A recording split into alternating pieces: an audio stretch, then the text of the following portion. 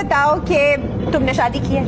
شادی کر لی الحمدللہ, خلا بھی لے لی. اچھا, ہاں, ویری ویری ہیپی. اور آئی تھنک کہ یہ اب میں ایک ایسے فیز میں انٹر کر چکی ہوں کہ جب بندہ ذرا زیادہ دیر سنگل رہ لے نا تو بس اب آپ پھر وہ لائف انجوائے کرنے لگ جاتے ہیں. So you're enjoying it. And I'm feeling single with 47 others. That is what I tell everyone. بہت single with 47 others. مطلب بہت سنگل میں 47 others, کیونکہ وہ بھی ویسا ہی محسوس کر رہا ہے. بالکل, ایبسولوٹلی. اچھا, بچے نہیں جی الحمدللہ کوئی نہیں ابھی تک. استغفر اللہ, الفاظ سن رہے ہیں, طلاق ہو گئی ہے الحمدللہ, بچے نہیں ہیں الحمدللہ.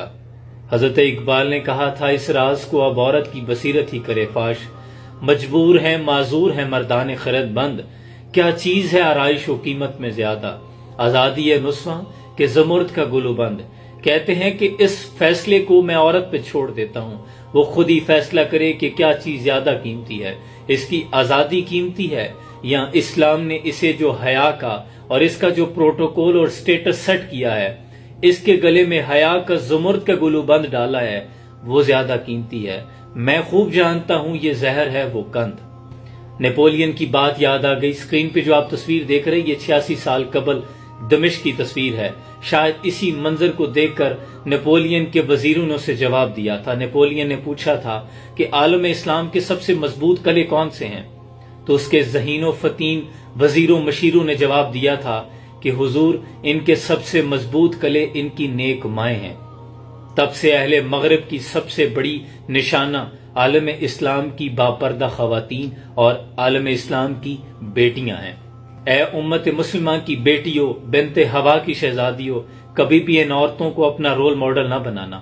تمہاری رول ماڈل تو ہیں فاطمہ بنت محمد صلی اللہ علیہ وآلہ وسلم, تمہاری رول ماڈل تو ہیں خولہ بنت ازور.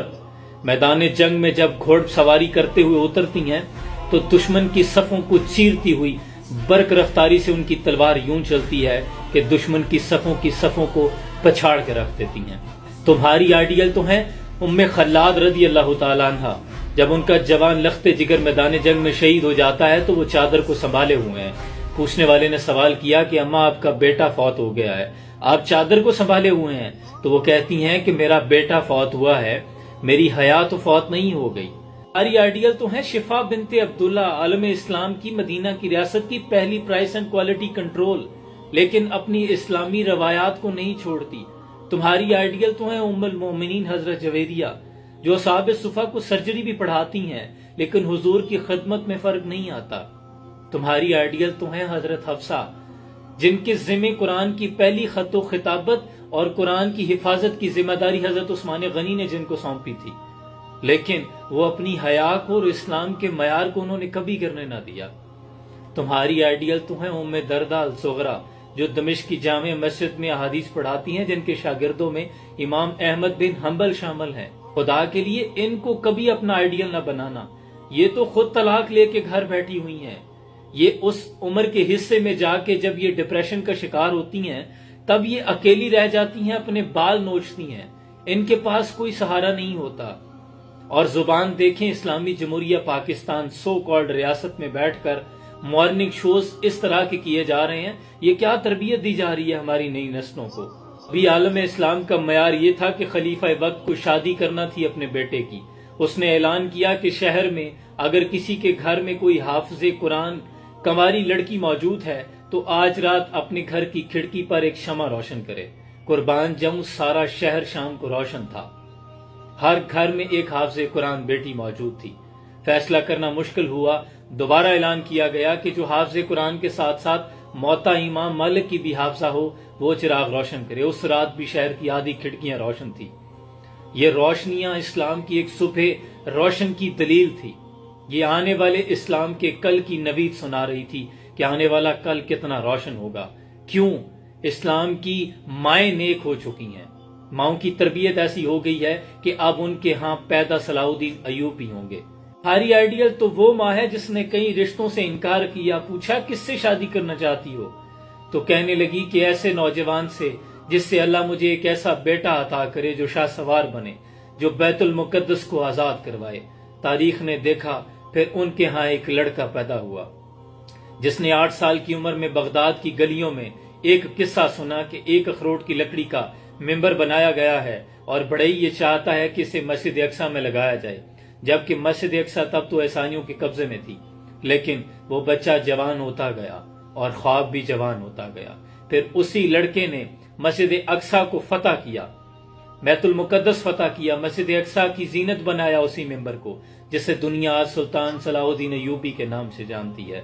حضرت اقبال کہتے ہیں کہ تعلیم کے تیزاب میں ڈال اس کی خودی کو، ہو جائے ملائم تو جدھر چاہے سے پھر، اور تاثیر میں اکثیر سے بڑھ کر ہے یہ تیزاب، سونے کا ہمالہ ہو تو مٹی کا ایک ڈھیر۔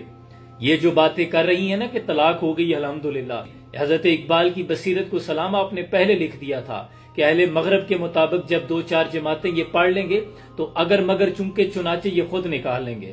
تعویل کا پھندا کوئی سیاد لگا دے، یہ شاخ نشیمن سے اترتا ہے بہت جلد۔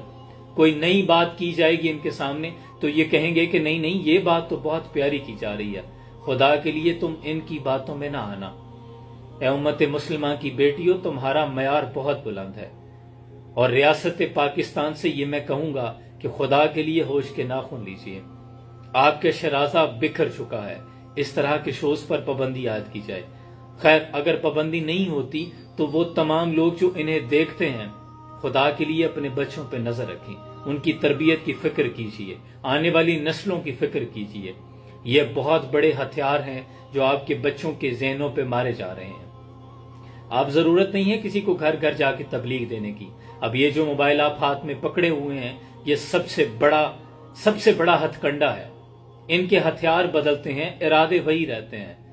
اللہ کریم امت مسلمان کی بیٹیوں کو اپنے نصب العین پہ چلنے کی توفیق عطا فرمائے اور استقامت عطا کرے۔